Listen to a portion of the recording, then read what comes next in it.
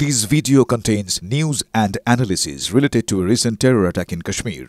The content may include sensitive visuals and discussions that could be distressing to some viewers.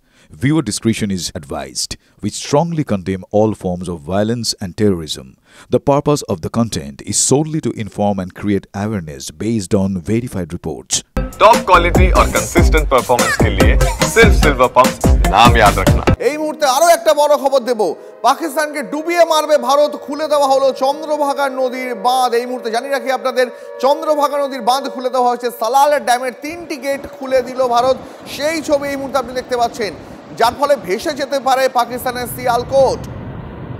ছবি দেখতে পাচ্ছেন আপনারা। গতকাল রাতভর পাকিস্তানের একাধিক বড় শহরে টার্গেট করে করে হামলা চালিয়েছে ভারতীয় ড্রোন। আর এবার লক গেট খুলে দেওয়ায় পাকিস্তানের সিয়ালকোট ভেসে যেতে পারে এমনটাই মনে করা হচ্ছে। আমাদের সঙ্গে আরও এক্সপার্টরা যোগ দিচ্ছেন। আমার সঙ্গে এই মুহূর্তে কর্নেল দীপ্তাংশু চৌধুরী আমার সঙ্গে রয়েছেন, আমি তার সঙ্গেও কথা বলবো। তবে তার আগে আরও একবার আপনাদের জানিয়ে রাখি, এই মুহূর্তে একটা বড় খবর।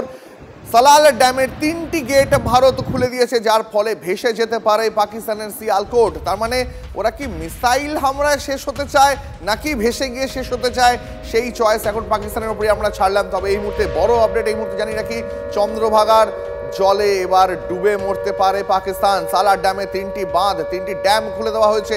সিয়ালকোট ভেসে যেতে পারে এই মুহূর্তে। বড় আপডেট, ছবি দেখাচ্ছি আপনাদের এই মুহূর্তে, দেখতে পাচ্ছেন সেই ছবি। এই মুহূর্তে আমাদের সঙ্গে টেলিফোন লাইনে আরো বিস্তারিত জানাবেন এই বিষয়ে অধীর রায় রয়েছেন আমাদের সঙ্গে। অধীরদা, আর কি কি আপডেট জানা যাচ্ছে এখনো পর্যন্ত এই সংক্রান্ত?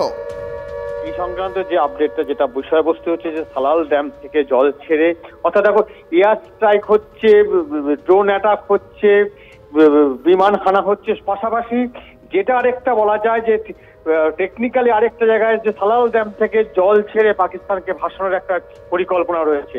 যদিও এই জায়গা থেকে দাঁড়িয়ে বেশ কিছু প্রশ্ন উঠতে শুরু করেছে যে হয়তো যে ড্যামে পলি জমেছে তার জন্য ছাড়া, কিন্তু এটা যে একটা কূটনৈতিক স্ট্রাইক সেটা বলা যেতে পারে। কারণ সালাল ড্যামের জল একদম প্ল্যান মাফিক করেই ছাড়া হচ্ছে, এবং যাতে নাকি পাকিস্তানে বিশেষ করে সিয়ালকোটটা কিন্তু প্লাবিত হওয়ার প্রবল সম্ভাবনা।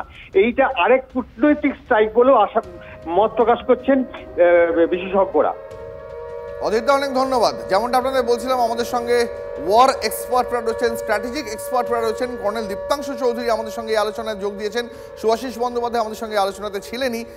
দীপ্তাংশুদা, সিয়ালকোট কি বেছে নেবে বলে আপনার মনে হয়? সিয়ালকোট কি ভেসে যাবে নাকি সিয়ালকোট পুড়ে যাবে, পুরো ধ্বংস হতে চায়, কোনটা? দেখুন, সিয়ালকোটে যে ড্যাম খোলা হয়েছে, this is also part of a strategy. কি হয়, আমাদের যখন মিসাইল এবং ড্রোন অ্যাটাক চলছে, এয়ার অ্যাটাক চলছে, এরপর কি হবে?